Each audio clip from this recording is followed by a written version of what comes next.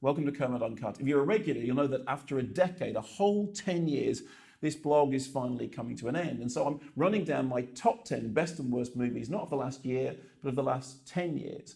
I've already done number 10 to number 6 of my best. They were Shape of Water, 12 Years a Slave, The Babadook, Under the Shadow, and We Need to Talk About Kevin. But now it's time for my top 5. And I'll say this once again. These are really personal choices, and these are choices that are shifting on a daily basis. When I was doing this list, I was worried about all the stuff I couldn't get in. And the great thing is, I could have done this list 3 times over and filled it 3 times over because there have been so many wonderful movies in the last 10 years. But at this moment, right now, with me in the kind of sentimental mood that I'm in, here are my top 5 favourite films of the last 10 years.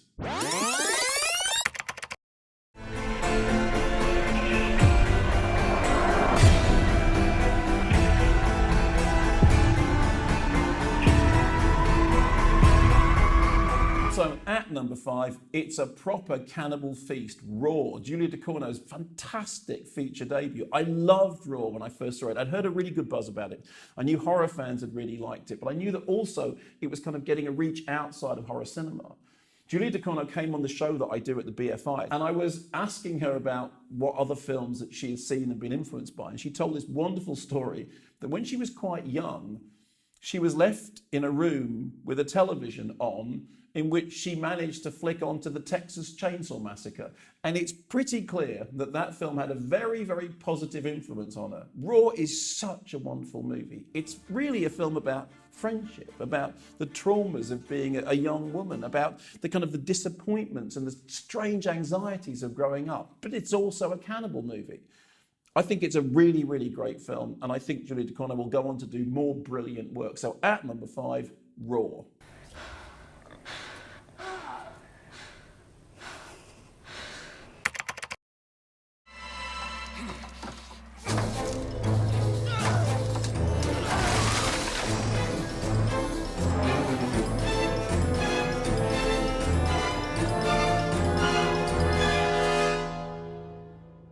Now, I mentioned before that Inside Out, which was my favourite film of the year that it came out, hadn't actually made it into the top 10. It's not because I think it's not brilliant, I think it is brilliant, but it got usurped. And it got usurped by my choice for number 4, which is the animated wonder that is The Red Turtle. The Red Turtle is just one of those sublime pieces of animation that takes your breath away. It's a film that doesn't rely on language to tell its story. It has this really fantastic visual sense which captures you and sweeps you up like a dream. The soundtrack is beautiful. It's a kind of collision of sound effects and music, and it's a story which is completely universal. It's really a story that tells the story of being human. Red Turtle is a demonstration. An international co-production can be completely perfect, can draw all these elements together in such a sublime form. I just love that movie, and I feel that the world is richer for its existence.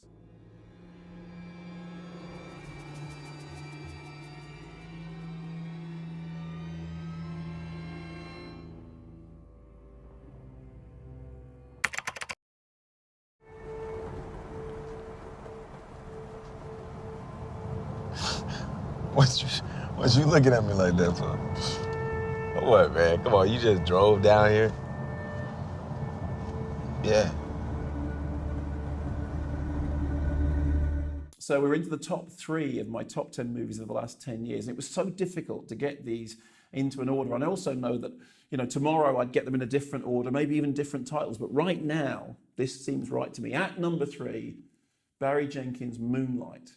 Now, you may have seen that I did a series with BBC4 called Secrets of Cinema. Actually, we've just finished making a new one, Secrets of Christmas Cinema. You can probably find it on iPlayer. Do check it out. But we did one about coming-of-age movies, and we talked about Moonlight and the way in which Moonlight uses music to tell its story and the way in which it relates to films like American Graffiti, which I've always loved, but also the way in which it tells a very specific story and universalizes it. And it's one of those kind of films that proves that the more you hone in on specific details, actually, the wider the audience for the film can be. It's really heartfelt, it really touched me, it really moved me. But it works on a level that is profoundly musical, not just because of the music in the film, but the way in which the images lap over each other like waves on a beach. The very best filmmaking is like poetry. remember once talking to Bill Forsyth about a film he'd made, and he said, well, perhaps I should have just written a poem. In the case of Moonlight, Barry Jenkins made a cinematic poem. It's such a wonderful piece of work. But it's only number 3. It's not what I expected. But what did you expect?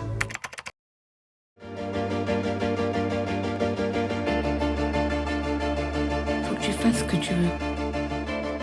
Dis-le. Je fais ce que je veux. Vic.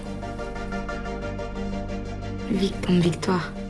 So what could possibly be better than Moonlight? Well, as I said before, I know that listing things is basically ridiculous, trying to get them in order of what's better and worse. But for me, at number 2, Celine Sciamma's Girlhood. Now, you'll remember when this came out, I absolutely raved about it. It had played at Cannes, I think, and I hadn't seen it there, but I'd heard really good things about it. It's called Bon de Fille, and then came out over here as Girlhood. Great performances, street casting, the kind of thing that not every film is brave enough to do. But what it does is it tells a story of somebody coming of age, and you completely identify with them. You understand all the changes that they're going through, the social changes, the groups that they're hanging out with, everything that's happening to them, even if your own experience has nothing to do with their experience. When I saw Girlhood, I was completely involved in it. Plus, there is that wonderful musical number in which they dance in stolen dresses to the sound of Diamonds by Rihanna. And again, it's that thing about the movie almost turning into a musical. I mean, it's not a musical, but like Shape of Water, it almost becomes a musical. It's such a great film. I hope you've seen it. If you haven't, check it out immediately. It is my second favourite film of the last 10 years. Et là, je me suis arrêtée et je vous ai regardé. Vous étiez belle. Et je me suis dit que ce moment, il était parfait. We love the place we hate, then hate the place we love. We leave the place we love, then spend a lifetime trying to regain it. All of which brings me to the top spot. And there is a certain poetic justice in the fact that the film that I've put at number 1 in my top 10 films of the last 10 years is actually a film from a decade ago. A film that, when I first saw it at the Cannes Film Festival, I was sitting next to Mark Cousins and we both laughed and cried our way through it. A film which basically marked the return of one of Britain's finest directors, somebody who hadn't made a movie for many, many years, and finally managed to rediscover his mojo with Of Time in the City, the brilliant documentary by Terence Davis. Now, Time in the City is a love song to Liverpool, but it's also, like so many of Terence Davis's movies, personal and autobiographical about his own experiences of growing up. And on the one hand, it's a collection of archive footage with Terence Davis narrating over the top of it. But it's so much more than that. It's a film that really captures the potential of cinema to do something huge and expansive with very, very limited resources. Now, I know that my own response to that film may be profoundly personal. And people may say, what, you're saying that that's the highest achievement of cinema in the last 10 years? No.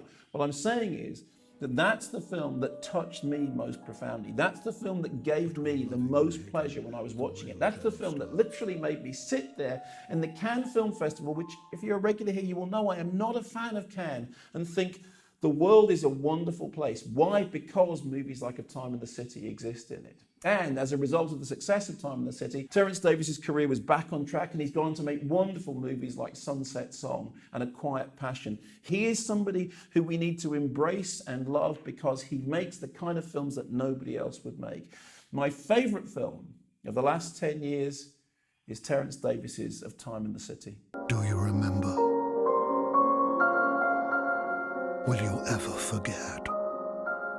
So there we go. Just to recap, 10, Shape of Water. At 9, 12 Years a Slave. At 8, The Babadook. Number 7, Under the Shadow. At number 6, we need to talk about Kevin. At 5, Raw. At 4, The Red Turtle. 3, Moonlight. 2, Girlhood. And at number 1, Of Time in the City. Now, I know that you will have your favourites. There'll be loads and loads of movies that you love that I've left out. There'll also be films in there that perhaps you don't like so much. So get in touch and let me know. What are your choices? What would you have gone for? And tune in to the next Kermode Uncut. In fact, the final Kermode Uncut, in which I do number 5 to number 1 of my least favourite films of the last decade.